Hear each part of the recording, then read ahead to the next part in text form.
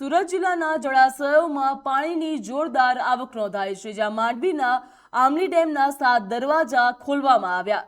આમલી ડેમમાંથી 8,500 ક્યુસેક પાણી છોડવામાં આવ્યું છે। ડેમમાં 7,500 ક્યુસેક પાણીની સતત આવક નોંધાઈ છે, જ્યાં રૂલ લેવલ જાળવવા માટે ડેમના દરવાજા પણ ખોલવાનો નિર્ણય કરવામાં આવ્યો છે। આમલી ડેમનું પાણી વરે નદી મારફતે તાપી નદીમાં છોડવામાં આવ્યું, જ્યાં ડેમમાંથી પાણી છોડાતા નીચાણવાળા વિસ્તારોને એલર્ટ કરવામાં આવ્યા, જ્યાં કેચમેન્ટ વિસ્તારમાં 15થી વધુ ગામોને એલર્ટ જાહેર કરવામાં આવ્યા।